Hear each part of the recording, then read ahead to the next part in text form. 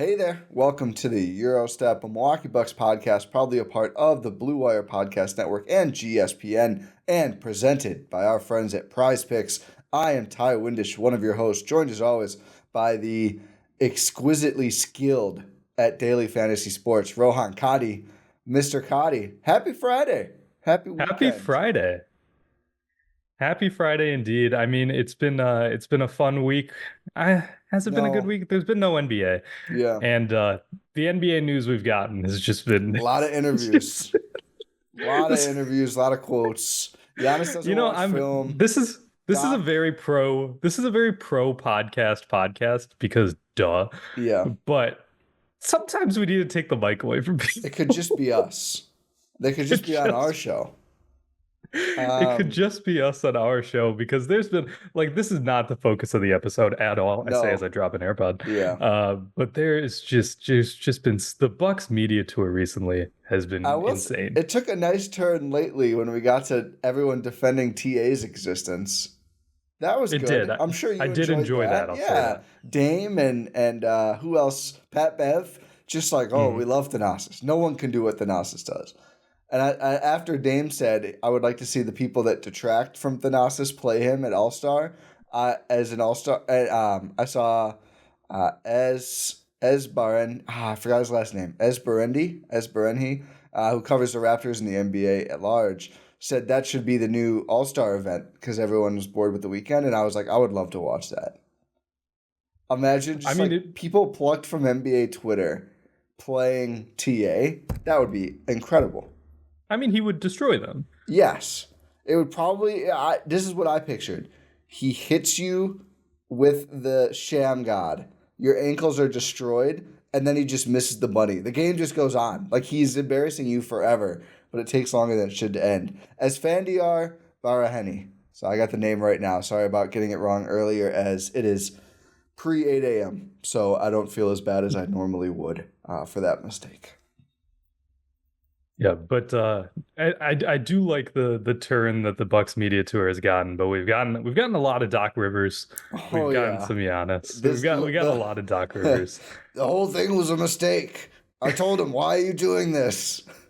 And then I told Bucks ownership, "Why are you firing the coach that I'm advising?" And then there's a whole now genre of meme that is Doc predicting things because he also apparently said. He said he told Kawhi Shea Gilgeous-Alexander was going to be a star, which no one believes. And now people the guy he benched for yeah. And now people are saying he called the Trojan horse was going to be a trap and all these other things. They're saying he's on par with LeBron as a generational liar. I think he is. So it's going to be an interesting rest of the season for us to cover here. But anyway, so that's what's been going on with the Bucks, which has been just annoying. I've tried to pay attention to as little of it as possible. Oh, Giannis doesn't watch film, which Chandler Parsons said is the reason why he has never won a title, which is, I've got to say, the irony of trying to tear someone apart for not being prepared when you don't know the very top line items of their career is just perfect.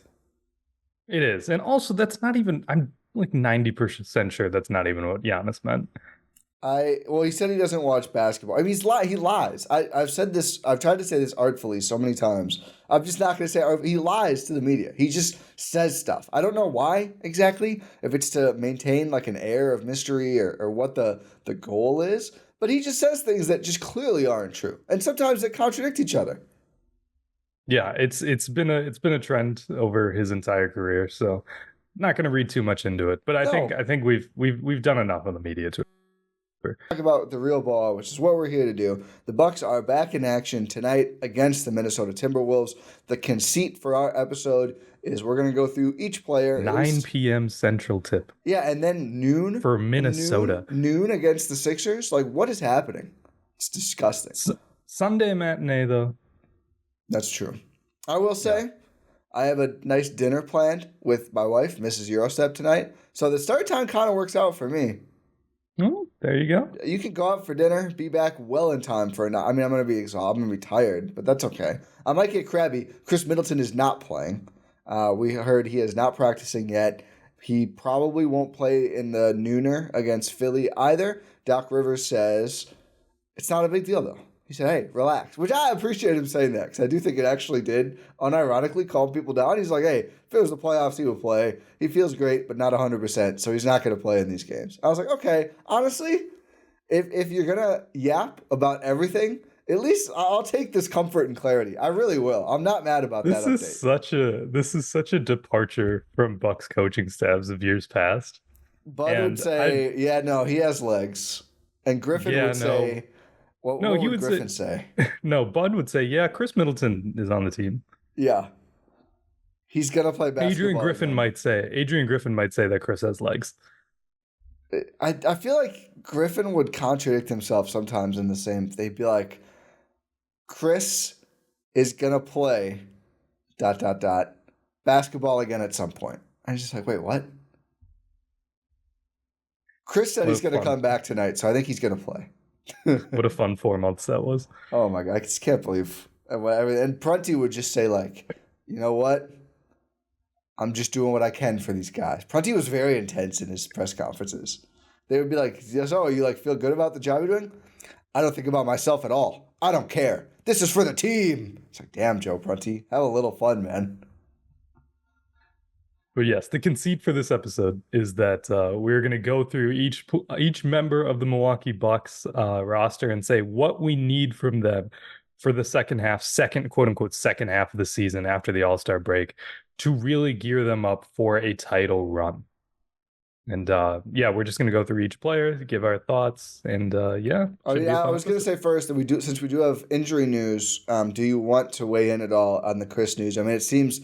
I was hoping he'd be back after All-Star break. If he misses, 2 more games, that's not the end of the world, obviously, but it would have been nice to get back to full strength. Apparently, so Doc said everyone else practices normal. Was it Giannis and somebody else was listed as probable? Was it Pat? I don't remember now. Giannis and somebody else were listed as probable, but Doc said to the media before the injury report was shared that everyone practices normal, so assume that those guys will be playing against the Timberwolves. Yeah, I think it's a little disappointing that Chris won't be playing, but I'm glad to hear that it's not super serious and just waiting and taking a little bit more time. Being cautious with Chris He was good. Shooting without like an ankle wrap. I know folks were sharing that. So that was further good news that he's not booting around at this point. So that's great. And then we do have one other quick piece of news. The Bucks signed a new two-way player, Ryan Rollins, formerly of the Washington Wizards, was drafted technically by the Hawks and traded to the Warriors with a 44th or 45th overall pick 2 years ago. One of the things, so he played his first game. Yeah, he was a Warrior his rookie year. Oh yeah, he went over in the Jordan Poole. Yeah, in the Jordan Poole trade. Yeah, Chris Paul trade. Rollins, I think, is pretty interesting. He's just kind of like a mystery box at this point. So I was looking it up, and sometimes G League numbers are tricky, so this might be a little higher because they count the showcase and the regular season differently. I can double check. But when I counted up all the games he had played in the G League and in the NBA since being drafted, so this is his second season now. Okay, actually, let me double check this right now.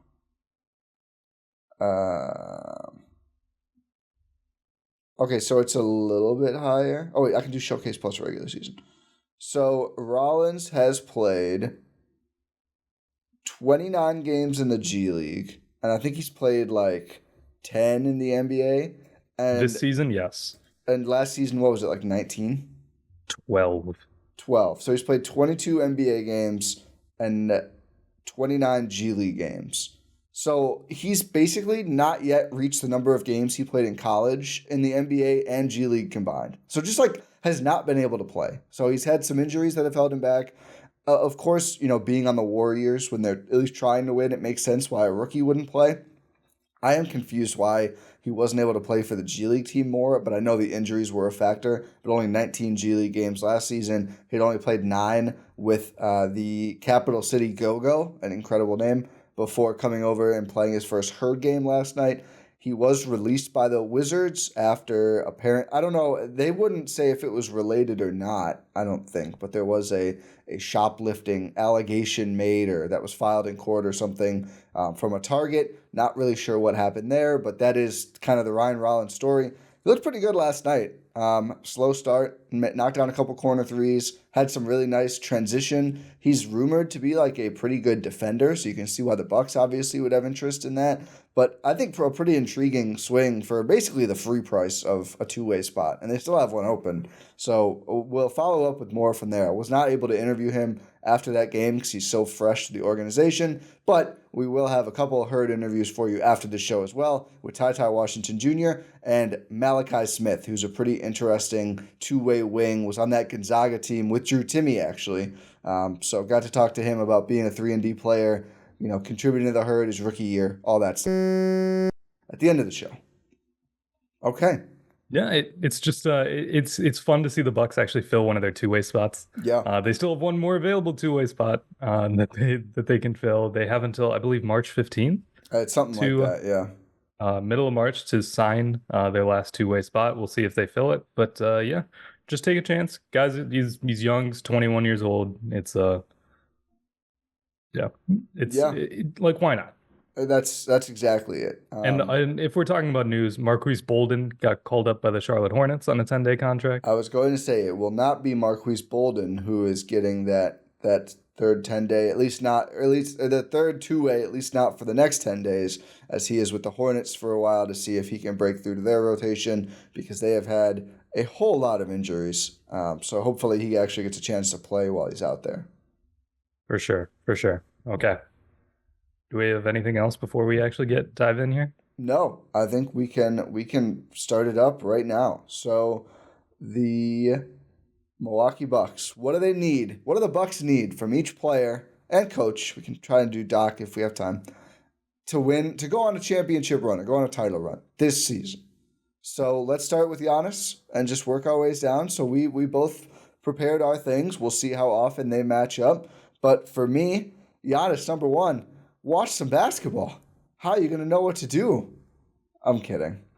I honestly just keep it up. Mine was nothing. Yeah, just keep it up. Just keep it up. He's been incredible. I mean, let me, I don't even have the stats up. I have the 2024 stats up for everyone. But I mean, the season's been incredible too. Giannis is averaging 30.8 points per game, 11.2 rebounds, 6.4 assists, 1.4 steals, 1.1 blocks on 61.6% shooting from the field.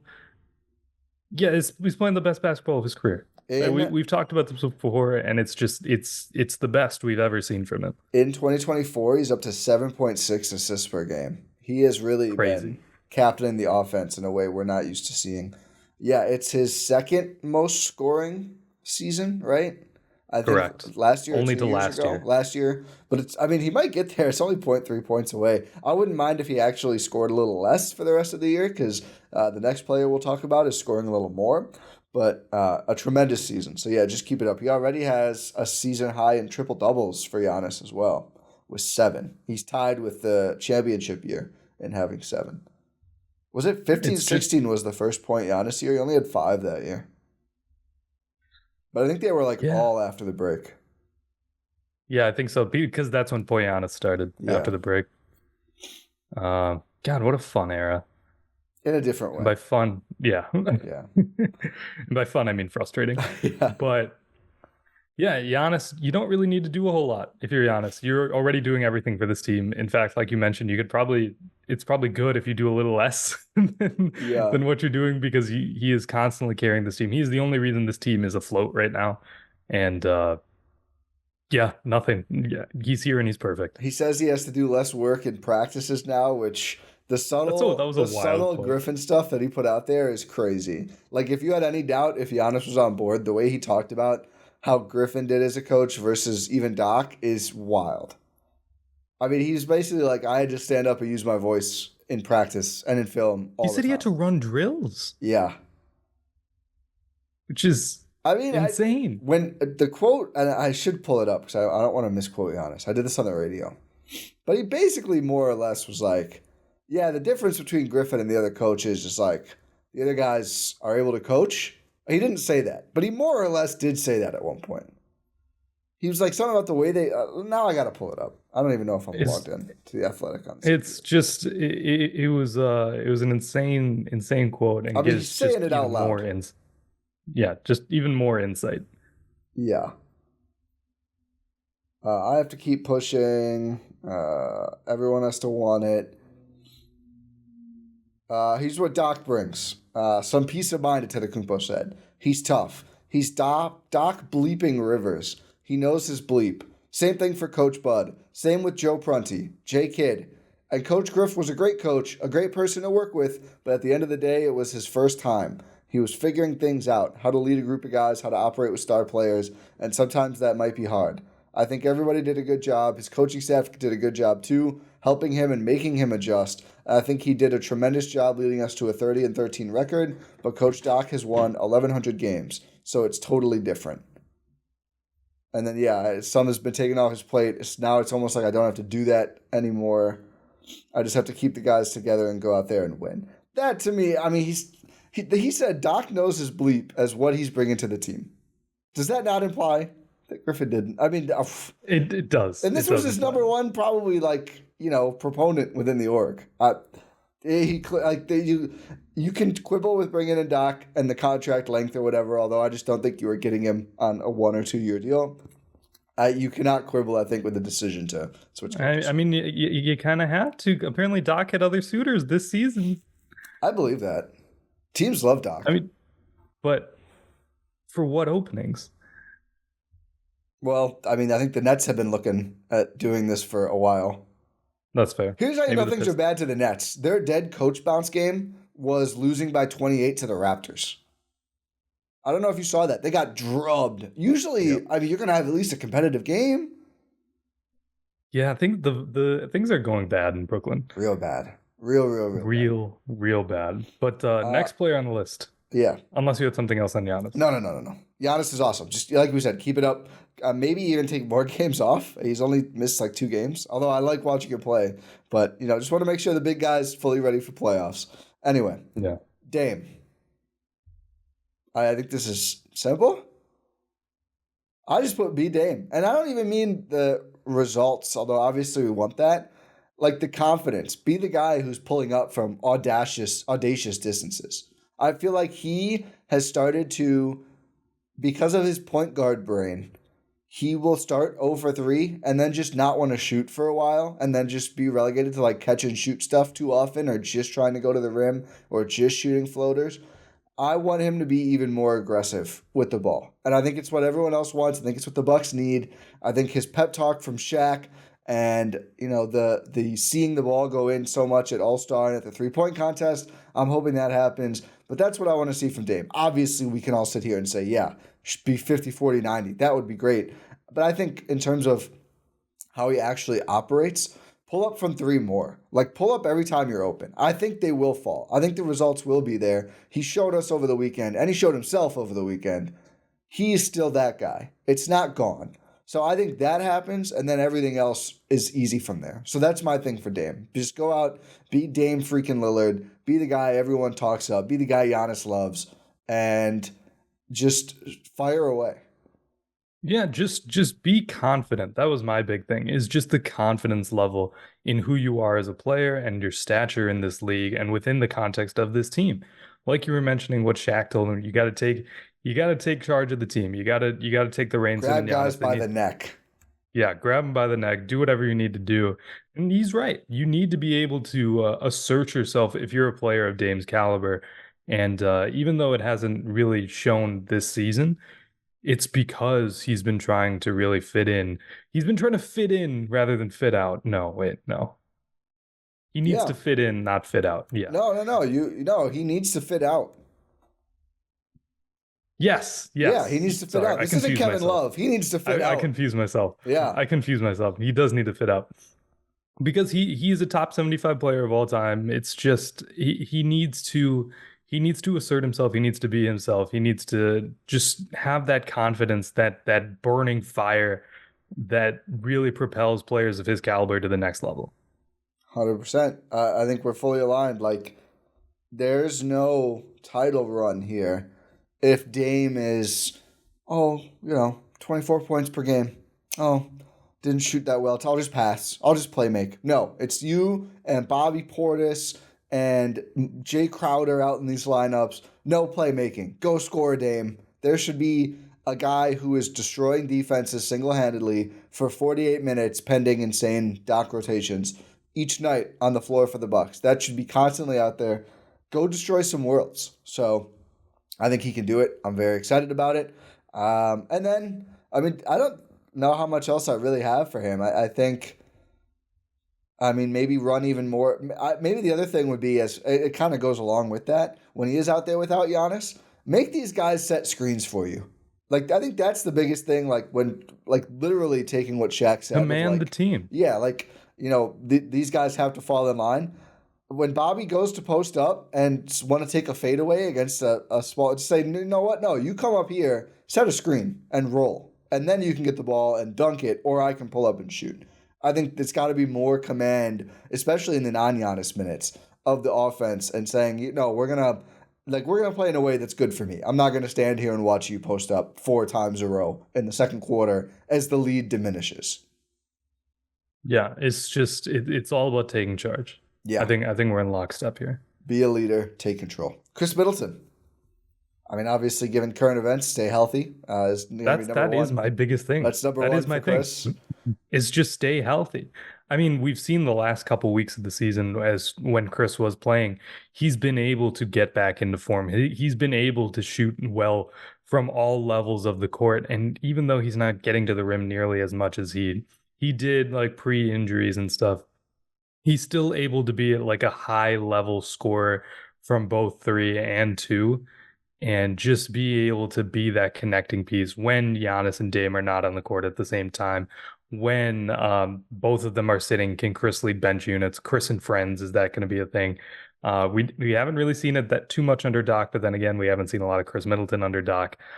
But yeah, it's just all about Chris Middleton. Please stay on the court. That's all we need. Please stay on the court, because otherwise you're doing just fine. Maybe stop turning the ball over as much. I had control the ball more. I wanted to bring something on court because obviously Chris can't control, Kevin Durant sliding under him on a 3. The turnovers, though it's not control the ball. He still has a 5-to-2 assist to turnover ratio, which is not bad by any means, but it's just some of the live ball ones.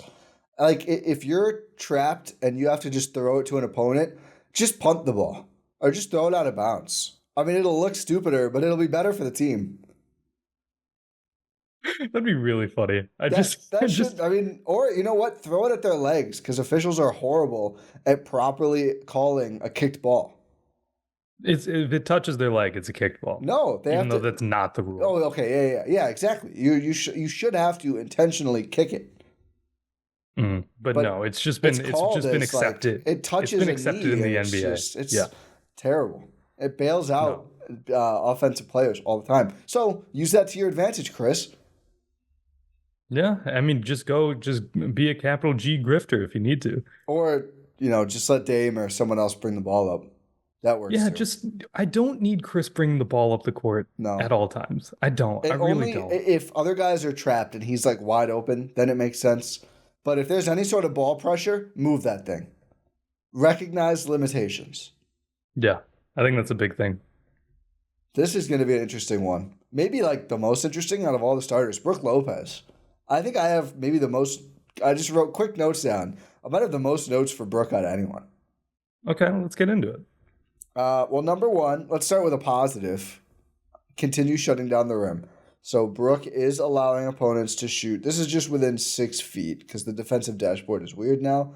But allowing a defensive field goal percentage of 55.1% on the season, which is nearly 9 percentage points lower than those opponents are normally shooting within 6 feet. That differential is up there with Giannis. Giannis is allowing them to shoot 9.3 percentage points worse. Crowder is apparently 9.4. I guess Jay Crowder's been defending interior very well this season. And Thanasis up there at negative 6.8. Robin Lopez was actually 5.6 as well. The drop coverage Robin was doing some things out there. But could keep that up. That's been good. That I want to that has been a strong point for the Bucks. Their rim defense, now that they're back to leaving Brook and Giannis back there, has been great. So shout out to Brook. Continue that. It has not been on the same level as a couple years ago, but I think you kind of expect that given the external factors of, it's Dame and Malik Beasley chasing these guys to him, not Drew Holiday and Wes Matthews, etc. I think the number one, change or what they need from him, they need that to continue for sure. Improve the shot selection. This is something that has driven us crazy at points this season. Is it good that Brook has never had a record scratch moment by not taking a shot? That in itself is good, yes. Is it worth putting up a shot almost every time you get the ball? No, that is not a good trade-off. Again, this is one of those things where, and I think Giannis needs to do some of this too, these guys have to go to him and say, hey, if we're equally open, I'm more open. Like, I know you've played a long time. Your stature on the team is unmatched. Everything else, you're 2 for 5 in this game. We can't have you taking 4 more threes because it's not good. It's not good offense. It just loses all the rhythm. I think he needs to be a more willing passer, get to the rim more, probably set more screens for Dame because he is the best screener on the Bucks. Giannis isn't very good at it. We haven't seen Bobby do it as much. More of that, I think, would be crucial offensively. But just stop shooting. Let it fly go. That was 3 coaches ago now. That's crazy. Yeah. Which is a little unfair, but should we give Brook the Giannis Serge Ibaka treatment? Say you're a role player, you're a screen setter. I just want to change what he does a bit. It's difficult. I recognize it's difficult because you don't want to put him in the corner because it takes him so damn long to get back. But I do think he also doesn't fit in the corner. That's also fair. I do think he's got to be closer to the rim more of the time. Yeah, I feel like we've barely seen any Brook Lopez like in the paint sort of actions at all this season. And partially that's because Brook Lopez, getting up there in age, starting to struggle with his mobility a little bit after becoming Superman after back surgery last year. It's been a bit more of a struggle this season. His overall rim numbers are down. His roll man numbers are down this season compared to last season.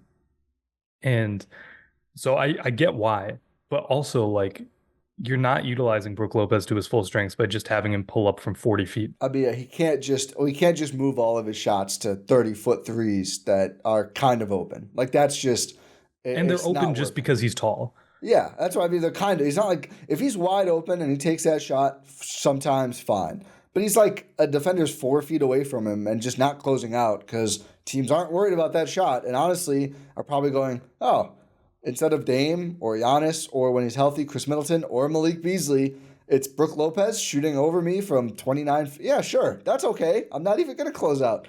And it's just happened far too often. So, yeah, I think the number one thing is just finding ways to clean up that shot selection.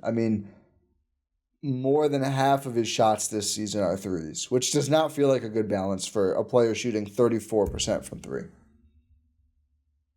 Yeah, it's just clean. Just be smarter, Brook. How about that? I think threes make up more of his shots than any starter besides Beasley. Yeah, they do.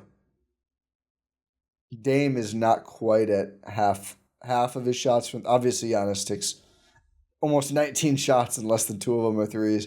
Chris doesn't rely on him that much. Bobby, we'll get to, should probably more. Beasley almost all of his shots are threes. Then a lot of the bench players are probably relying on threes too much, frankly. Probably need more bench players. That maybe I'll file that away for one of these bench guys, but not getting to the rim enough or not getting within the arc enough. But I think Brook also. Just even if he wants to do more of those glacial drives, those have kind of worked. It's something he's improved on. Yeah, it's been a fairly efficient shot for him, which is crazy, and it has been throughout his entire Bucks tenure. Yeah. Just, it's better when the big fella's closer to the basket. Like that's like I don't want to go all traditional basketball on you, but like Hubie you're a big guy. You're a big guy. Oh, get down to the rim. Oh, he always makes those funny noises. Yeah. What are your thoughts on Hubie as a commentator? As like a color guy? I'm not against him as against him as Newmark is. Newmark hates Newmark Hubie. hates him. I don't. And I'll tell you what, I think I agree more with Newmark.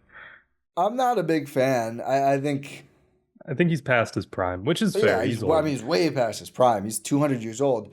I think he can still do it. I respect that he's still doing it. He loves the game. I'll say that for sure, and that comes through. Yeah, and so I never truly hate the Hubie broadcast, but there are times when it's just like, I think it was worse for the Bud Bucks, all the threes they would take, and he'd be like, "Oh, you got to get it into the paint." Like that's all, and they're winning by 30, and he's like, "They're just not getting to the paint." And maybe he was right. Maybe they needed to get to the paint more, but no, he does love the game, and it is when he gets in his bag of talking about like player techniques and stuff. That's a good listen. We probably need more Hubies, even if some of his stuff is a little too old school. Yeah, it is what it is. We respect the game, so we'll respect Hubie, but that doesn't mean I have to enjoy when he's on broadcast. That's fair. Malik Beasley. What does Malik Beasley need to do? I think be more involved on offense. I was gonna say, yeah, because we've agreed on like every single one. I know. We talk to each other too. I know. We talk to each other too much. Yeah. It's all about for Malik Beasley in the last couple of weeks. It's been he's just not getting involved in the offense enough. He's not taking enough shots. He's not getting open shots, which is crazy considering earlier in the season we were seeing, Malik Beasley's the type of guy who will go and get his own shot no matter what. He's not a Grayson, like we were saying, he's not a Grayson Allen type, even though Grayson is absolutely killing it. I'm so proud of my son. You thought he wouldn't even be in the Suns rotation. I know. He came back. He was in the Suns rotation too much over All-Star break. I think he came back a little red. Did you see what Jim Ozarski tweeted? No, I didn't. He was like, it was always fun after break to see how red Grayson would be when he got back. That was that's so funny. And then somebody, who was it? I love Jim. Somebody shared a great pic of some player who was just like burnt to hell after All-Star. It was great. Imagine getting sunburned. Couldn't be me. It could be me. I got to be careful out there. Never gotten sunburned in my life. You don't need to flex this hard. I gotta have you guys gotta let me have some things. Fair. It's Fair. Okay. What was I saying? Oh yeah, Malik Beasley. Even though he wasn't like a Bucks era Grayson Allen type, where it's just, theoretically he should be more involved, but he just wasn't getting a lot of shots. He was finding his own shot, but that's sort of diminished over the last couple weeks. Who knows if that coincides with Doc's tenure or not? But we've seen a lot less Malik Beasley just flamethrower moments. And not even that, but the opportunities for Malik Beasley to get on a heater, because he's the type of guy, we've talked about this before. If he gets on a hot streak, you just need to feed him the ball and he'll knock shots down forever. Yeah. He is a very, very streaky shooter. Unfortunately, that did not come during the 3-point contest where he came last. It was close. I mean, what was he, like one shot away from advancing or two? I mean, it wasn't. No, he needed 26. He got 20. So 2. Oh, how much are they worth? 1. Oh, he needed. The money balls are 2. He needed a couple money balls, a starry shot. And the starries are 3. So By the way, close. Dame won the 3-point contest and All-Star Game MVP. Yeah, did we not say that? No. I mean, I talked about it in my answer to Dame. Yeah, that's fair. Yeah, it was great. It feels like so long ago. I don't think we have many listeners who aren't aware of this yet. Also, I think the Windisch 6 guys covered it too. But what was I saying? Malik Beasley didn't translate in the 3-point shooting contest, but yeah, it's more about getting him a volume of shots that he just isn't used to getting in the last couple of weeks. And I don't know necessarily how that's going to come. I think it deals a lot more with rim pressure.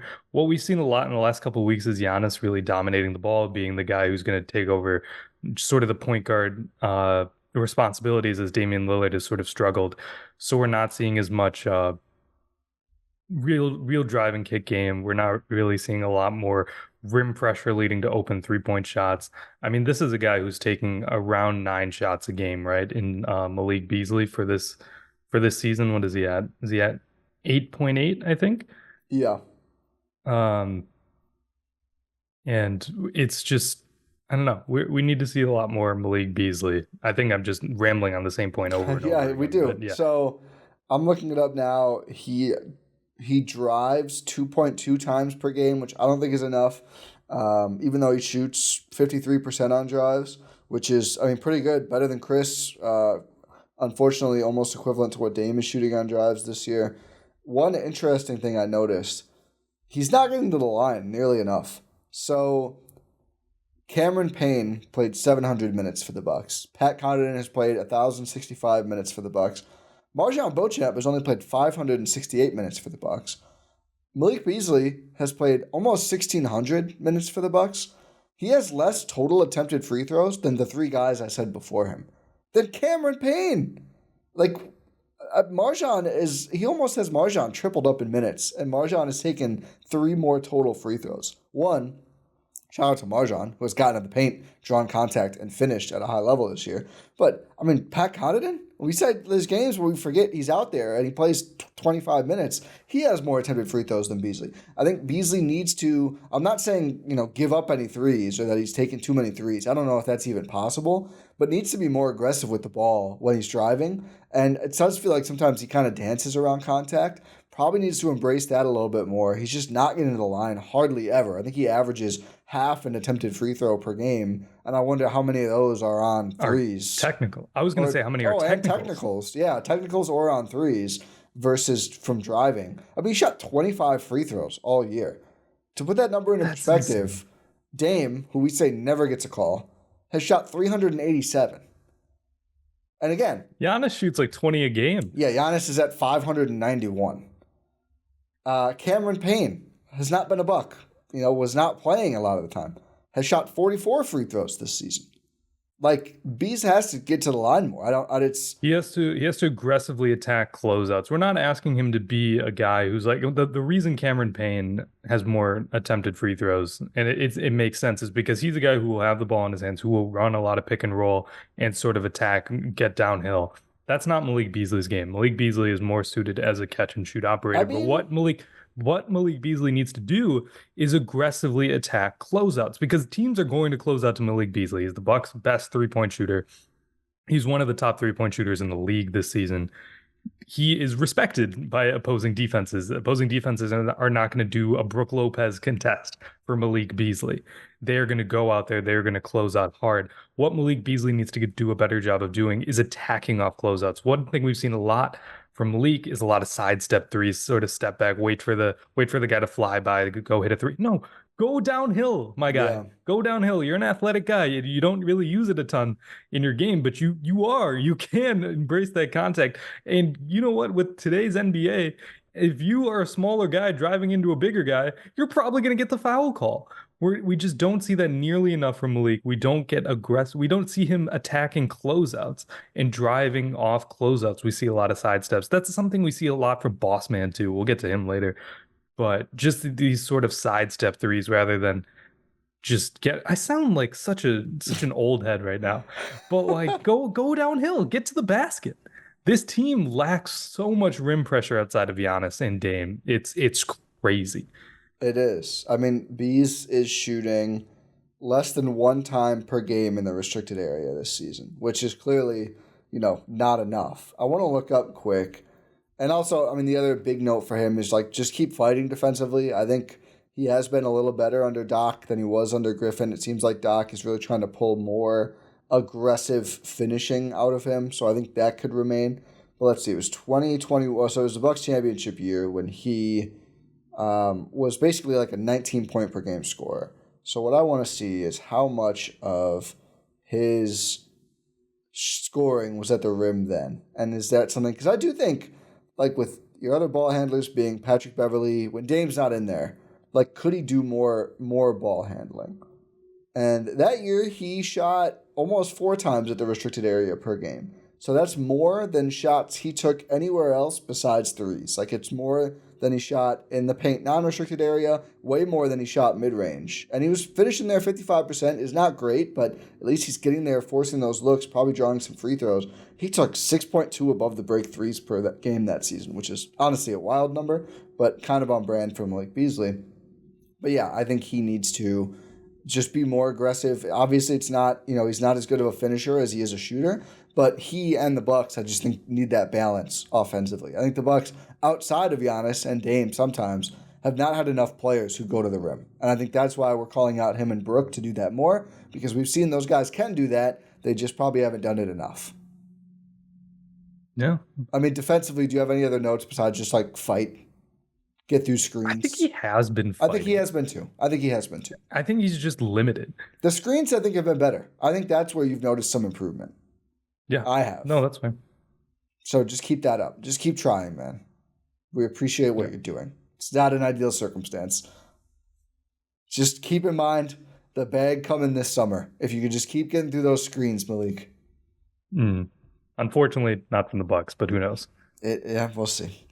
It would be nice, but I don't anticipate it. Bobby Portis.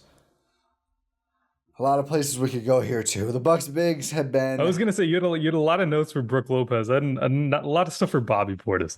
Yeah. Go ahead and start. We've talked about this already. You've mentioned this. Set more screens. Yeah. Just be a screen setter. Don't just be a black hole on offense in terms of just posting up a guy. I'm gonna go insane one of these days. We might have a Brooklyn Game 3 level pod for me one of these days. Oh boy. It's I'm starting to lose my mind.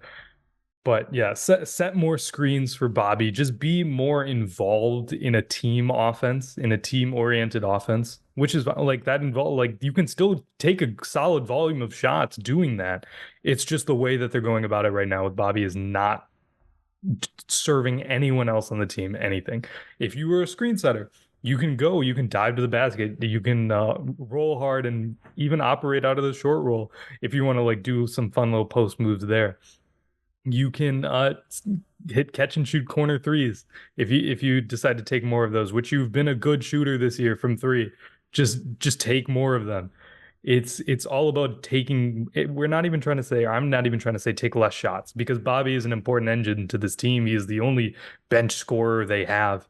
They need him to be a punch off the bench, maybe literally. Sometimes. So hey, you know what? If someone's disrespecting someone, Bobby's gonna do what he's gonna be there. Yeah. Which is a good role. It's an important role. He doesn't let anyone disrespect Giannis or anyone. Nobody is punking. No, not with Bobby there. No, which is great. That's good. That's what you want to see. Yeah, just you can take the same amount of shots. Just take your shots in different ways. Yeah. Quick aside on that, Wenyen Gabriel has been one of the more vocal Herd players this season, and I had to laugh last night in the game against the Rip City Remakes, which is Portland's team.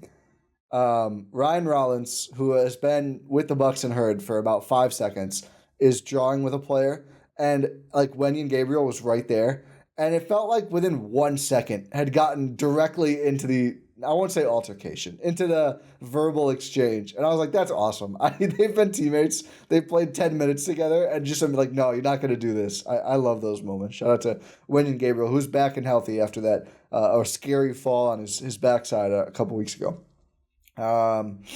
Yeah, for Bobby, do you know the 4 players who are leading the Bucks in 3-point percentage this calendar year in 2024?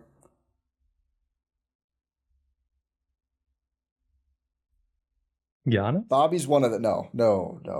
He is at 30.2%. It felt higher than that. It always does. It never is. Bobby is obviously one of them. He is 4th at 40.3%. He's actually tied for 3rd at 40.3%. So that's obviously the timing of me asking. Mostly from the corners. So that was one of my notes. Keep shooting those corner threes. He's hesitant to do it, but he's up to 38% on the season and over 40%, in the last 2 months here. He's finding success. That's been big for the Bucks. If that holds, that's a big change for them if he continues shooting them. He's tied with AJ Green, who you would expect, also at 40.3%. Malik Beasley is in 2nd at 41.6%. Again, you would expect that. Do you know who's in 1st?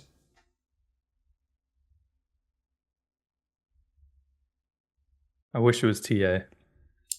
He is in last. 0%. Yeah, he hasn't hit a 3. No, 0 for 1. He actually attempted a 3 though, which is important. To. Who was it? Ty? Somebody passed the ball to him that should not have.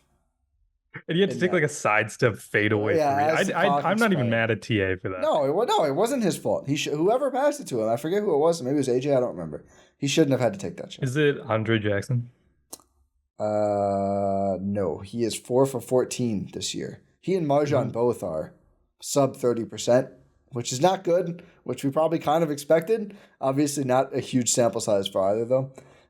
No, it's Pat Connaughton, 48% in 2024. We'll get to Pat in a second, but every time I look at his 2024 numbers, I'm like, oh, he's at 50, almost 50, 64% from free throw. He's 9 for 14, but wow, that's incredible efficiency for Pat Connaughton. For Bobby, I had moved shots closer to the rim. I don't even mind if you post up. Sometimes the volume has been way too high, but sometimes I'm okay with it.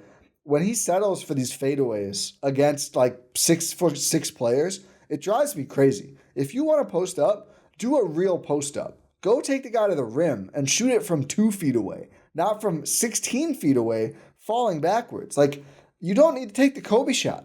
Go take the Shaq shot. It's there for you. You're stronger than almost everyone guarding you, and you're just not doing it. And it's very frustrating to me. I agreed on pick and roll. I agreed on keep shooting corner threes. On defense, I don't even... just like... maybe stop trapping. I know it was like one of the more successful things he's done defensively. I don't think it's really holding up anymore with the way they've shifted their base defense. I think it's just kind of weird now. I don't know what to do with him, though. I don't have a great note on this. But like, has to find a way to survive defensively. There's been some nights where it's just like their defense just becomes non-competitive when he checks in, which you just can't afford. Yeah, it so often leads to the Bucks like giving up a deficit or giving up a lead, increasing a deficit is just turnstiles on defense, just being able to, allow so many paint points. It's usually paint points. Just so many pain points, and we're gonna see some Bobby and Gallo lineups apparently. So just be prepared the new for that. 4-5. Oh my God, I'm gonna have a stroke. We'll see. Does he mean that they're gonna be 2 of the 5 bench players, or that they're gonna play together? That's gonna be the big. We'll see what happens, I suppose, in Gallo's debut. Yeah, we shall see. Before we get to do you have anything else on Bobby? No, it's just it's what we've been saying all season long. It's just a constant. I feel like we're just going insane because we say the same things over and over again, but to no avail. Yeah, we didn't think we were going to after the trade deadline, but now we just have Gallo in the mix for reasons. Okay, before we get to the rest of the Bucks bench, I want to talk about our friends at Prize Picks, America's #1 fantasy sports app, more than 3 million members, the presenting sponsor of the Gyro Step and Windisch 6 and other GSPN Bucks podcasts. Prize Picks is the easiest and most exciting way to play DFS. It's just you against the numbers, pick more than or less than on player stat projections, which in this case, it's Rohan against the numbers. Rohan, you've got a Prize Picks slate lined up for Bucks Wolves. Well, you can share it, and we can all root along with you this evening if people listen before the game, which, again, there's 12-plus hours from when we're recording until the game, so folks can listen before the game. What do you got dialed up, Rohan? So for this Bucks Wolves game, what do I have dialed up here? So we've talked a lot about Damian Lillard, right? And how he needs to come out fire and how he's going to carry this momentum from the All-Star weekend into the second half of the season. And I thought, why not? If there's a combined points and assists and the projection is 29.5, you've got to go more than 29.5. Yeah, absolutely. Especially with Chris out. With Chris out too, he's got to be so crucial on points offense. And assists. You got to. Is that a demon or a goblin, or is that the No, standard? That's just straight. Wow, that sounds like a goblin to me. For folks who don't know, the goblins are a little more feasible projections, and the demons are harder ones with payouts changing, accordingly. I'll tell you what, though, there's a demon 4.5 3-pointers made for Dame. I'm tempted. I'm tempted. That is I'm tempted. One demon I'm not going to go for is Brook Lopez 2.5 3-pointers made.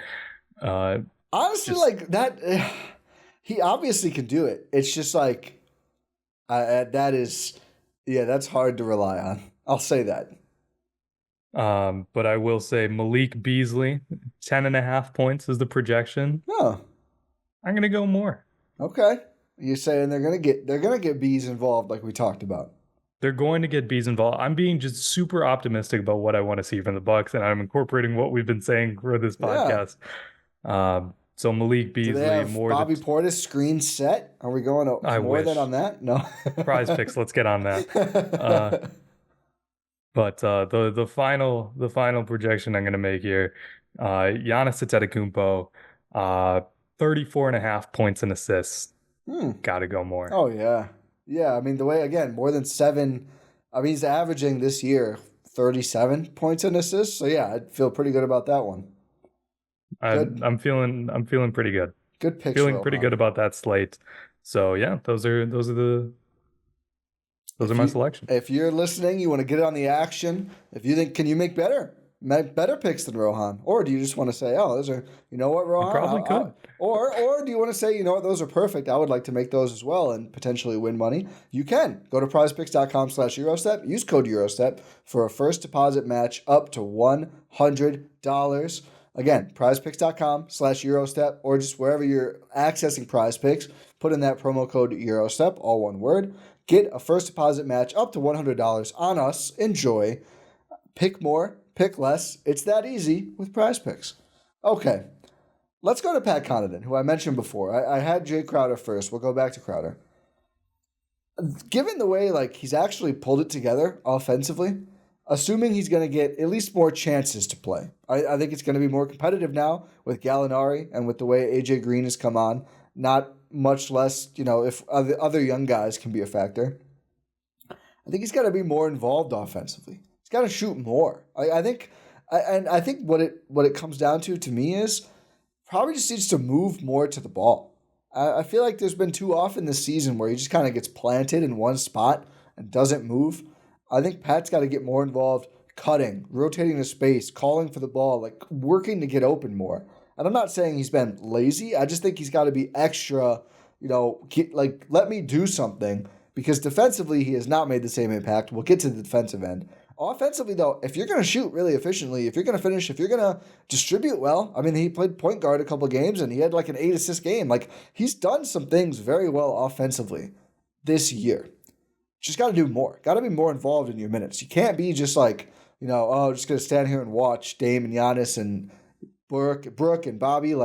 No, you've got to make more of a stamp on that end if you're going to earn those minutes, if you're going to, win back over Bucks fans who have had a hard time with the Pat Connaughton experience this year. Congrats to Pat, who got engaged over All-Star Break, by the way. That's very nice. But got to be more active offensively. You're I'm just dogging this guy too much. I gotta say something nice. Oh, I forgot until I was midway through the thing, and I was that was nice. I'm Congrats. Being too mean to him. Congrats on the engagement. I'll say. Both can be true. You're right. It's just very funny. But no, you're right. You hit the nail on the head. It's been a worse than expected, I'll say, Pat Connaughton experience this season. After last regular season was disappointing. We see him in this 5 games against Miami, and we're like, hey, he's back. He's back. And then no, he's gone again. It's what's that? What? I'm trying to make a reference right now, but I can't remember exactly what it was. Whatever. Did it happen before 2010? What? Saying you're young. Your references don't go back past 2010. Yeah. You're making wait. We gotta take a minute. So you're making a reference and you don't remember? No, I had something in my head. I was like, I'll reference this, but I can't remember what it's from. Oh. So I can't say it. So I'm just gonna cut my losses. You could say it and we could try to figure it out. No, it's okay. It's not going to be understood without any context. Okay. I'm trying to cut my losses here. I'm not letting you. You're making me dig a deeper hole for myself. Okay. But yeah, go ahead. The Pat Connaughton experience. It's gone again this regular season, and he's still here. Surprisingly, still on the team. Still a member of the Milwaukee Bucks. Oh yeah. As we detailed post trade deadline, very surprised, but. Yeah, he's here. You just need to make more of a stamp. I think that's a great way to put it. Like you said, just make more of a stamp of your imprint on the court, and it just I don't even care if it's good or bad. If it's bad, at least that means you're out of the rotation. But if it's just this treading water that he's doing right now, it helps no one. I was going to say, on defense, maybe just start fouling. Like, be aggressive. Something. Be super aggressive. Like, the way defensively, it just feels like he's just been wet paper against drives sometimes. And again, congratulations on the engagement. That's tremendous. But defensively, you just gotta stand up a little bit more. And whether that means like be at the risk of calling fouls, like at least that sets more of a tone than just giving up the rim. Like try to draw charges. I don't know. I mean, he sometimes gets hit in the face and it's still a foul on him, which is pretty unfortunate. But yeah, I just think be more involved and more impactful on both ends, even at, like you said, at the risk of making a bad play. Try to make a play, not just be there. I think that's the number one thing for Pat. For Jay Crowder, probably just do more than like shoot a ton of not open threes and be quicker defensively. I don't know if you can ask him to do that necessarily, but can you just change your level of athleticism real quick for maybe me, Jay it's Crowder? just maybe that's a role thing we have to address with Doc instead. But the Duncan Robinson guarding tape was bad. His 3-point percentage has been very bad. Again, I think he's probably closest to Brooke sometimes in the like, well, you don't really need to shoot every possible three when you touch the ball, Jay Crowder, but he does. When he was making them at a 50% clip, it was great. Now that he's shooting them at a 28% clip, it's less great, which is, I think, the classic Jay Crowder experience. But I would say maybe just try and like either go to the rim more and just not always shoot threes, and then defensively just stay a little closer, or just, again, I don't know if that's, you can just ask him to do that, but I don't have any other notes for him on defense. Yeah, I think it more boils down to a shot selection thing, because he's had this level of athleticism all year, even pre-injury when he was just tearing it up. He wasn't really quick or anything. He's just more suited to be a big defender. You mentioned his defensive numbers at the rim earlier when talking about Brook Lopez, and yeah, it's because he's a strong dude. It's the James Harden effect of just jacked. He's just jacked. Stout. He's stout. You're not going to move him. I wanted to see if you would keep repeating everything I said. No. Okay. I've started to wake up as this podcast. But it's more of a, if he gets switched onto a big, it's okay. Yeah. And that's fine. That's all they need. He's not suited to be that Duncan Robinson defender. He's not suited for that. That's why you need guys like Malik Beasley to fight. Tell you what. I'll tell you what, man. The day I see Danilo Gallinari chasing around Duncan Robinson is the day I stop watching basketball. Gallo's got to find a new guy to do his photoshops, or maybe he's doing it himself. His "I'm joining the Buck" Photoshop was like. If you haven't looked it up, he posted on so Twitter glad you mentioned IG. that, because I was like, am I going to be too mean if I bring this up? Is that too specific? But I'm glad you brought it up too, because when I saw that, I was like, man, I could have done better than that. Yeah, I used to do jersey swaps. Do better than that. Yeah, I used to do jersey swaps. The green was not the right color. Yeah, come on, Gallo. It looks like he bought that. It looks like he bought the jersey from like one of those like fake jersey sites or something. They did a jersey swap with the not even Fanatics, like the see-through pants. Oh my God. I saw somebody say, don't let Fanatics do basketball shorts, and I saw somebody else say, hold on now. I don't think they should. I don't think no, they absolutely. Fanatics shouldn't even be doing the MLB stuff. No, clearly. You're right, clearly. Unless Fanatics wants to sponsor the show. Yeah. We'll make Adam and Andrew do like a best see-through butt of the week on Cruising for a Bruising. I'll tell you what, that segment would do numbers. That segment would do numbers. Maybe we'll have them do that anyway. Anything else on Jay Crowder? No. I think, and even like the rest of these guys, like Pat Bev is the next big rotation. Oh yeah, I didn't even do Pat Bev. It's because we haven't seen too much of him to really have like that much of an impact. Maybe stop causing fights during the All-Star break. Maybe don't just post less aggressively. Yeah, maybe make more factual claims. Yeah, like why is the hill you're dying on is Doc Rivers' defense? Hey, he's gonna get more minutes. That's a smart we didn't play. even mention that during the media tour, man. Like him getting him getting into the fights with JJ Redick. Yep. And then Austin Rivers, It's and then been an insane week for the Spencer Hawes tagged in. That's what I was like. No, I can't. When Spencer Hawes tagged in, I was like, "This is too far. This is too far." Yeah. No one cares about Spencer. Sorry, Jordan and the Yeehaws, but no one cares about. That's a throwback. Oh yeah. No one cares about Spencer Hawes and his takes. I think like he made Robin Lopez look quick. I did have one for AJ Green. Keep shooting. I know he's had a couple cold spells since getting more minutes. His season number percentage is still great. Keep shooting all the threes.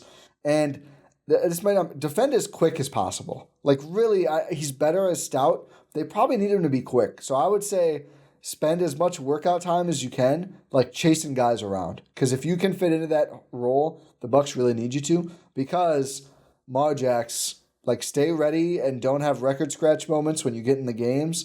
But, like, I just don't know how many opportunities they're going to get. I don't think that either of them have played very well in the last, 6 weeks here. So there may be an opportunity. Stay ready. Like, be ready to come in and not, ruin offensive possessions. But I just don't know how much is going to be. For Gallo, I just put hit shots. I don't know what else we can expect. I did have one for Doc, but do you have any? Do you have any for those group of players before we finish up here? Marjax, I mean, it's just tough because they don't play. Yeah. Stay ready so you don't have to get ready. I guess just motivation. Yep. Chop wood, carry water for Doc. Chop wood. Maybe that's what it takes. For Gallo, is doing it. Gallo, please plead with Doc that you shouldn't play the 5. Just for the benefit of the team. I mean, is him playing the 5 better than him and Bobby playing together? Why are you making me pick? I think he's going to be a 2. I'd take that, honestly. I don't know about that. Would you rather see Danilo Gallinari play at the 2 or the 5 for the Milwaukee Bucks? The 5. And just switch. I guess then he's food for 2s anyway. I don't know what you do with him.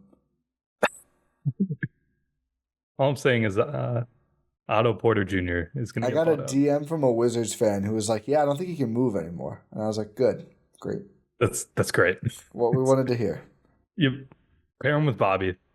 I think he's going to turn back the clock. I'm on board. For Doc, I think it's all about finding the right lineup pairings, as we talk about Gallo and Bobby. First of all, stop doing interviews.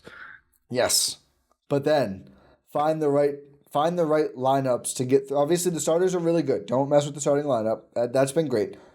I think the bench groups, the number one thing they need is, they need to be more focused on what they do, which we've talked about a lot of those things. But, can we do Bobby and Giannis and Brooke and Dame to keep some rim defense? Can we avoid putting, a bunch of non-factors on offense? Can we avoid losing too much spacing? Can we avoid being too unathletic at a time? I think all of those things are going to be crucial toward the Bucks making a run. So I think that's the number one thing for Doc, is just managing the groups that are out there and avoiding the lineups that make us and everyone else watching the Bucks go insane temporarily. That would be my number one. I don't know how much confidence I have in that, but I think finding the right, even if it's not all the time, if there's 5 minutes of bad lineups, usually, it can be really bad in the playoffs when things shorten up, but in the regular season, you can live. But find some crucial pairings to get through bench groups. That's going to be number one for me. Yeah, it's all about exploring different lineup combinations that work, because like you mentioned, we've seen that the starters play really, really well together. They remain one of the top lineups in the NBA in terms of offensive rating, defensive rating, net rating, everything you want to say. Excuse me. And the thing is, the rest of the lineups just haven't worked. Anything without Giannis doesn't work. Anything with Bobby and just Bobby at the 5 doesn't work. Got to find something to do with that. That's going to be probably the most difficult thing, is how do we make the Bobby lineups not be bad? Maybe that's what I should have put for Doc. It's an interesting puzzle for him to piece together, and we'll see if he's able to do it or not. We shall see. We shall. That's all I've got. I don't have any more. That's all we've got. It's not all we've got for this podcast, though. No, that's a good point. My interviews with Ty Washington Jr., very good one. Asked him about some All-Star stuff and seeing the Bucks All-Stars, as well as just his play, his season. Very efficient season for him. big assist numbers. He talked about validating his belief in himself as a passer, some good stuff. And then, again, Malachi Smith, who it was fun to catch up with him and talk to him about his season, his rookie year with the Wisconsin Herd. Obviously not the result you guys were looking for tonight, Ty. Seemed like maybe just a bit of a shooting slump coming back from the break, first game back. What do you think was the key for Rip City to kind of walk away with that game toward the end?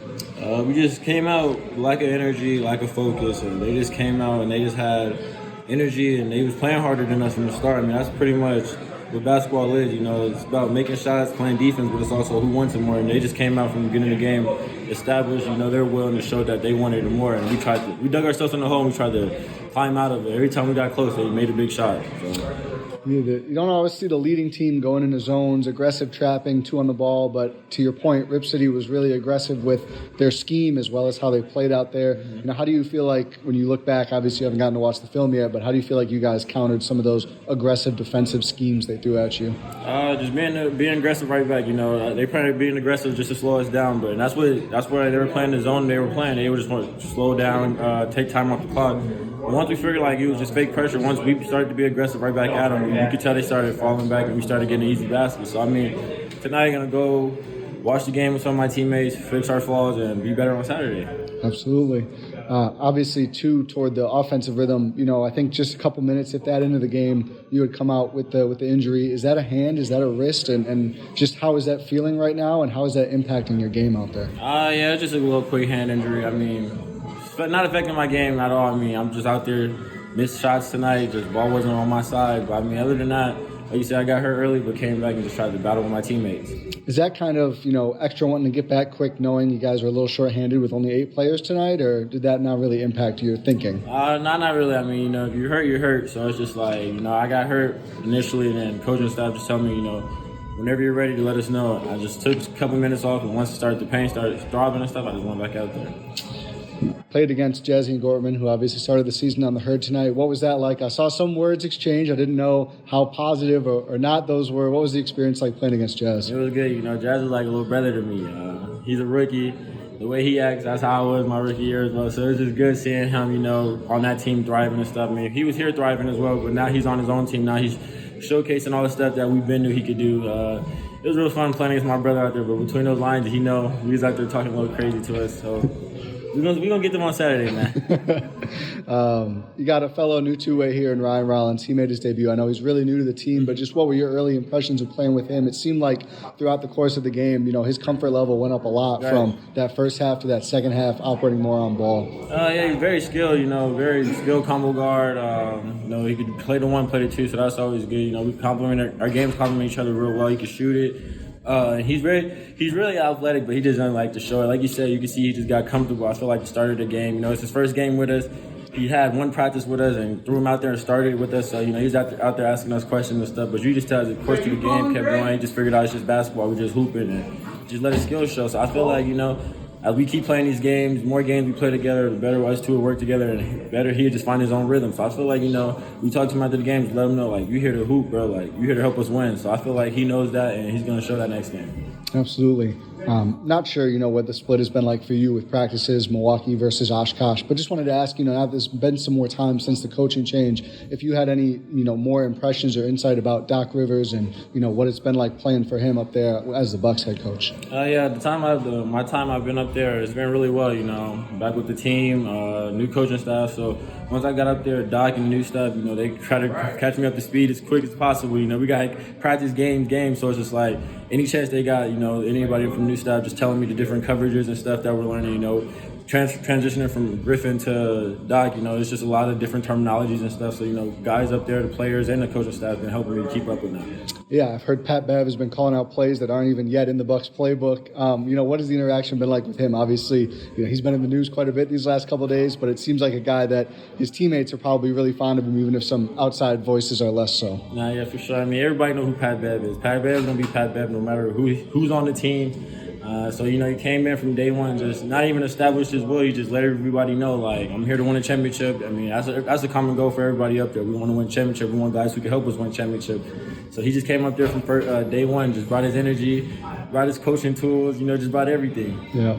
Brought his podcast as well. So, that's cool, man. You got to put in a good word. We need to do the crossover. I've been wanting to record with him, so let me know about that. I got you. I know you've talked about your relationship with Dame and what it's been like. What was it like for you? I don't know if you were in Indy or not, but just getting to see from afar or up close, him winning the 3-point contest, him getting All-Star MVP, maybe getting, some of that mojo back after just a shooting slump so far this year. It was real good. I didn't get a chance to watch any of the events live, but I watched the highlights and stuff. I bet all my money. I knew Dame was going to win. I didn't bet no money, but I just bet. I knew Dame was going to win. That's a good correction there.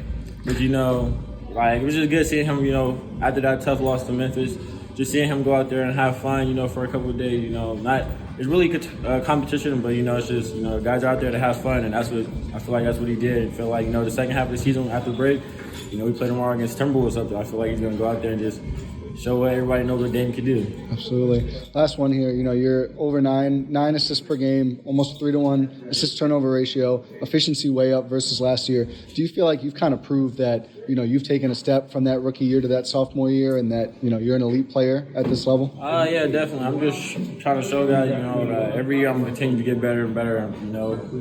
People tell me what my flaws are in the summer. Whenever chance I get, I just try to go, conquer those. The biggest knock was, I can't pass. But I look at me, I'm second in assists. Unfortunately, I want to be number one, but it's going to come over time. But now I'm just showing this year, I'm a little more polished. I know how to run a team. I feel like I could be, that backup point guard. So I just came out, and that's pretty much what I'm doing. I looked last year like the top 25 scorers in the G, didn't get a call up. So it's like teams already got their guy that's going to score. What are you going to do to help them? And I feel like that's what I'm trying to transition in now. Absolutely. Thanks, Tati. Malachi, obviously not the result you guys were looking for. What do you think went wrong in the game against Rip City tonight? I think we just started slow. No excuses. Coming off break, we got to just come out high. They're a good team, obviously. So I think just we dug ourselves in a hole, and, we fought back in the third quarter and, beginning of the fourth. But sometimes when you put yourself in a hole against good teams, it's hard to come back. Absolutely. It seemed like they were throwing a lot of different wrinkles at you as well to hold that lead. Some aggressive trapping, zone, all sorts of things. How do you feel like the team did executing against those kind of countermeasures tonight? They, like I said, ran a lot of different stuff. So, as a team, we got to build just on the fly, still stay aggressive, but just kind of not overthink it. So I think, next game, just got to try to prepare for, everything, but still just play basketball and play together. And despite the disappointing result for the team, you had a very nice game. Your season high with the Herd so far. I know you'd scored more before. What do you feel like went right? Is that just, more opportunity to shoot? Did the shot just feel good? Or what went into the nice scoring night for you? No, I just try to stay confident no matter what. The team has belief in me. I know I'm a shooter. I feel like staying aggressive helps the team. I can be aggressive, not to just shoot, but also to pass. So I think, just stay aggressive and just stay confident in my abilities. You mentioned the passing. It seems like your role has kind of shifted throughout the season, sometimes off ball, sometimes kind of running the point. How do you feel like you've done with that, managing those different roles? And, is there a preference? Do you prefer to play one way or a different way when you're out there? Honestly, I just want to impact winning. So whatever's asked of me, if it's asking me to bring the ball, if it's asking me to be off the ball, if it's asking me just to rebound and play defense, I want to do whatever to stay on the floor. So I'm in impact winning. So I think one thing about me is I work on my game a lot. So being able to do both is something that I feel comfortable doing. And like I said, just doing whatever's asked of me. Absolutely. I think you're at 39% from three. Physical defender. NBA teams, basketball teams love the 3-and-D thing, right? Do you feel like your game fits into that? Obviously not limiting you to say that, but, is that something that you strive for to do both? I know that's my, opportunity to try to create a space for me to get in, so obviously, making shots at a high level and then being a defender, not being a liability, also, doing things like taking charges and, talking a lot. So I'm just trying to hone in on those things and just control what I can control. How's your experience been like in the G League? I know this is your rookie season here after a decorated college career. What are just your thoughts on the overall level of talent and what it's been like playing in the G so far? Man, there's so much talent down here. Every game, there's no off nights. There's no games where it's like, oh, okay, this is an easy game. You got to take every opponent seriously. Every player brings something different to the table. So, just as much film study, working on your craft outside of practice and, stuff like that is just as important to stay effective. And, if you don't work, it's going to show down here. So you'll get embarrassed. Definitely. You had some real tough finishes in this game. I think that's how you first got on the board, and probably had 3 or 4 were finished through traffic, through contact, still convert the layup. What's the key to maintaining your poise, getting the shot up, even if you are running into some contact under the rim? I mean, that's just stuff that you work on, with Coach Lance, stuff I work on by myself, just finishing different ways. These teams, these players are bigger, stronger, faster, than me sometimes. So being able to make shots effectively and, I would just say that. Yeah. Final one here for you. How do you look at your own season, evaluate how you've done so far in this first year in the G League? Now you've, had to switch teams, switch roles, but overall, you feel good about your performance thus far? Yeah, started out really hot with Rip City, and then, had an injury, but coming here, you're going to a new team, new players, new system, you have to adjust. So yeah, there's been off nights and games where I wish I played better, but all I can do is watch the film and just, like I said, stay confident and just, it's ups and downs in the season, There's so many games in the season, every game's not going to be high. So just because you have a low game doesn't mean I gotta get defeated or anything. Would you classify this as a revenge game? I would just call it another game. Okay. Honestly, it's my old opponent, so I want to win no matter who we play. But like I said, just going out there trying to win, I don't care who we play. Thanks, Malachi. So yeah, great to hear. Great job, Ty. Great job as always with the interviews. It's interesting to see. We should probably do a little bit of a herd check-in as well. They just snapped. They lost to the Rip City remix, unfortunately. Yep. The big snapped performance. A 6-game winning streak, unfortunately. Yep, snapped a big. Got 41 put on their head. Yeah. Just a tough scenario coming out of the All-Star break here for the Wisconsin Herd, but they remain third in the East, I believe, correct? Yep, I think they're still third. I know they were third going into that game. So yeah, playoffs are still very much in the picture after that long winning streak. The season is winding down next month, so really just need to hang around this level. The way the playoff bracket works, if they are third or fourth, they will host a playoff game in the first round because first and second seeds get a bye. But it is I believe a 1-1-1-3 in terms of games played playoff bracket. So you're not going to get many games, and really I think that would be their only home game if they finish third or fourth. Probably could be their only home game until a potential finals game that have one more. So obviously first or second would be ideal to get more of those home games, but the max you can host is 4 because of the pretty insane G League playoff setup. But I want a playoff game in Oshkosh so bad. I am manifesting at least give me one. It would be so electric in that building. So rooting for that, and hopefully, Rohan, you could come join me for it if it happens. Would love to do that. It'll be interesting to see how the Herd finish out this season. Let's see how Ryan Reynolds does. We'll see how many call-ups the Herd get. They already lost Marquise Bolden. Chris Livingston, not with the team. He was called up by the Bucks. Could use him back. He has played very well with the Wisconsin Herd. Yeah, maybe that's why they lost. It didn't. I think he was there for most of that winning streak. I think there's certainly a connection there. Also, not having Bolden and Marquise Chris was out as well, dealing with an injury that came up before the game. So hopefully he's not out for too long either, because we talked about the Herd's big men were a driving force for them. They had lost 2 of them due to call-up and injury. Just had Wenyen Gabriel, who was still great, but at 1 versus 3 is a big difference in your rotation. For sure. We'll keep you updated with this Wisconsin Herd season as it starts to wind down here, and keep you updated for all things Milwaukee Bucks. As we say, thank you for listening to this episode of the Gyro Step here on Blue Wire and GSPN, presented by Prize Picks. Make sure you check out gspn.info for links to all of our podcasts. Make sure you subscribe wherever you're listening to this, watching this podcast platform of choice, YouTube. Tell your friends and family about the show. We're going to be covering this team as they pursue this hopefully deep playoff run. God, I hope so. If they get bounced in the first round again, I don't know what I'm going to do. No, but yeah, we'll have you. Let's not put that energy out there. Knock on wood. But yeah, we'll have you covered for all things Bucks. And like I said, check out gspn.info for all our links. Pod random, and we'll talk to you next time.